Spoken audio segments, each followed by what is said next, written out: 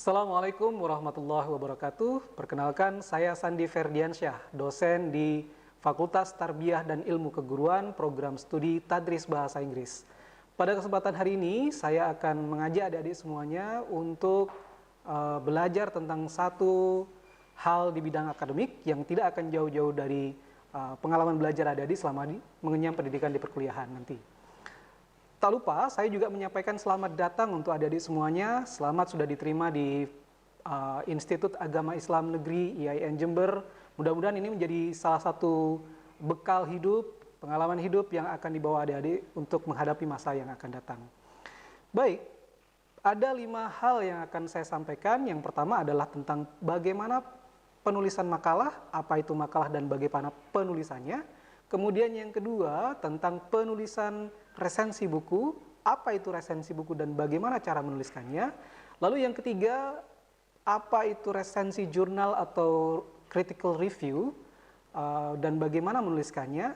Lalu yang keempat, bagaimana adik-adik akan belajar melalui proses menulis yang panjang. Dan yang kelima, saya akan membagikan tips bagaimana memulai menulisnya. Kita akan mulai yang pertama, apa itu makalah? Tentu saja adik-adik sudah pernah tahu apa itu makalah. Dan itu tidak akan jauh beda dari apa yang sudah adik-adik pelajari ketika masih di bangku sekolah menengah atas atau madrasah, ya. Nah, makalah itu adalah salah satu produk akademik yang akan adik-adik tulis, misalnya membahas tentang sebuah topik perkuliahan yang akan ditugaskan oleh dosen. Apa saja isi daripada makalah tersebut? Yang pertama tentu adalah introduction atau pengantar, ya. Di dalam pengantar ini adik-adik akan belajar bagaimana merumuskan sebuah tulisan mulai dari hal yang sangat umum menjadi hal yang sangat khusus, kemudian diikuti dengan rumusan masalah. Lalu yang kedua, adik-adik akan memulainya dengan melanjutkannya dengan pembahasan, ya. Di dalam pembahasan ini adik-adik akan belajar tentang teori, konsep, dan pembahasan bagaimana Anda mencoba untuk mendiskusikan teori dan konsep tersebut dengan gagasan dan pemikiran Anda.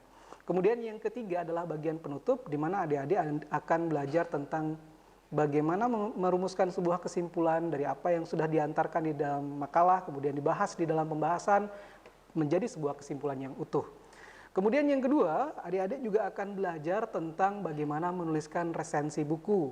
Di dalam menuliskan resensi buku ini tentu saja adik-adik harus mempertimbangkan beberapa hal. Ya, yang pertama adalah apakah buku itu ditulis oleh tokoh terkenal, penulis yang terkenal, buku yang merupakan bestseller, buku di bidang akademik maupun fiction atau non-fiction. Terus kemudian bagaimana cara menuliskannya?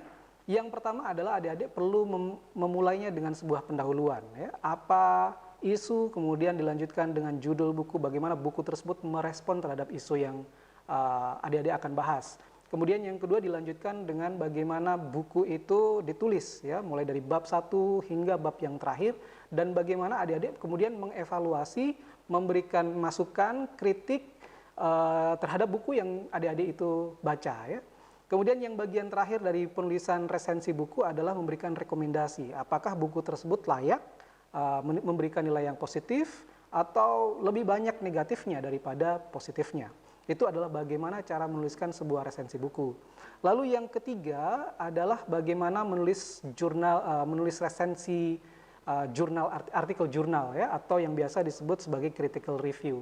Di dalam menulis critical review ini, adik-adik perlu menavigasi salah satu judul artikel jurnal yang sudah dipublish, kemudian sebagaimana di awal, di dalam menulis resensi buku, adik-adik perlu memberikan sebuah pengantar tentang isu yang diangkat, kemudian bagaimana jurnal tersebut merespon isu yang sudah adik-adik angkat. Kemudian yang kedua dilanjutkan dengan bagaimana evaluasi terhadap keseluruhan isi buku, apakah jurnal, apakah jurnal itu memberikan sesuatu hal yang baru, bagaimana dia menjawab gap daripada penelitian-penelitian sebelumnya. Kemudian adik-adik dilanjutkan dengan membuat kritik terhadap artikel jurnal yang sudah dipublish tersebut. Misalnya dimulai dengan apakah teori yang dipakai sesuai, kemudian terdapat bukti empiris yang cukup, lalu juga metodologi penelitian dan bagaimana pembahasan itu dilakukan di dalam jurnal artikel tersebut. Kemudian yang keempat, kita akan belajar tentang bagaimana sih kita belajar menulis dengan proses yang sebenarnya ya. Sebelumnya, sebelum saya membahas tentang itu, jika adik-adik ingin lebih tahu secara lebih lanjut, bagaimana menulis makalah, kemudian bagaimana menulis resensi buku, dan bagaimana menulis resensi artikel jurnal, adik-adik bisa baca di buku panduan yang sudah disediakan oleh fakultas.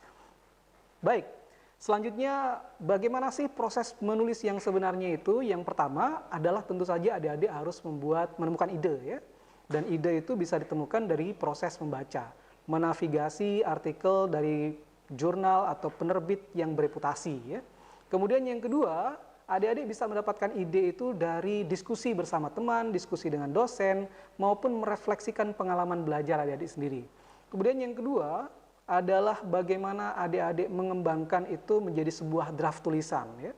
Draft tulisan itu bisa mulai dari pengantar, kemudian teori yang sesuai, kemudian konsep yang relevan, maupun bagaimana adik-adik menuliskan pembahasan, evaluasi, rekomendasi dari tujuan penulisan adik-adik itu sendiri. Kemudian selanjutnya adalah bagaimana adik-adik mengembangkan kerangka yang sudah ada menjadi sebuah makalah lengkap. Setelah itu, hal yang paling penting lagi adalah mengirimkan artikel atau makalah tersebut kepada teman, kepada dosen untuk bisa dikaji, sehingga adik-adik bisa mendapatkan umpan balik baik dari teman sejawat maupun dosen. Bagian selanjutnya, bagian kelima adalah merevisi artikel atau makalah yang sudah adik-adik tulis berdasarkan komentar dari dosen maupun dari teman sejawat ya. Dan yang paling akhir adalah proses publikasi. Baik, sekarang saya akan mencoba untuk memberikan tips bagaimana menulis pertama kali ya. Sebagaimana saya sebutkan di awal tadi bahwa untuk menulis kita perlu banyak membaca ya. Dan membaca itu tidak harus membaca sekali, tetapi perlu membaca berulang kali supaya apa yang kita baca itu menjadi sebuah pengetahuan baru bagi kita.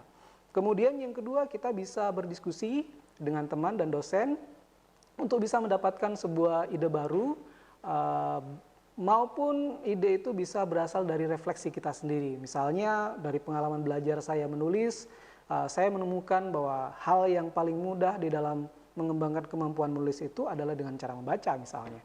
Kemudian yang kedua, adik-adik perlu belajar tentang bagaimana gaya selingkung di dalam penulisan makalah, kemudian penulisan resensi buku, resensi jurnal, artikel jurnal, karena gaya selingkung di dalam menulis baik makalah, resensi buku, dan jurnal itu menggunakan gaya selingkung akademik, sehingga bahasa-bahasa yang digunakan juga harus menggunakan bahasa-bahasa akademik.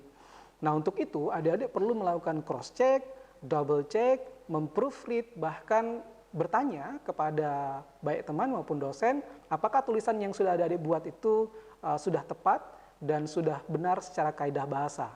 Kemudian yang ketiga adalah terus membangun semangat untuk belajar menulis. Kenapa?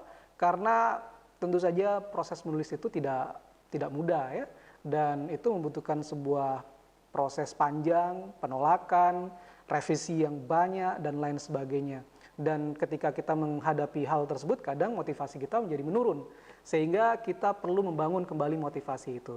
Yang keempat adalah terus membangun literasi baik di bidang akademik, literasi digital, literasi informasi teknologi, supaya kita sebagai mahasiswa, sebagai seorang calon guru dan menjadi guru di masa yang akan datang, itu bisa menjawab tantangan ya di zaman yang semakin lama semakin kompleks, semakin dinamis, dan semakin penuh tantangan.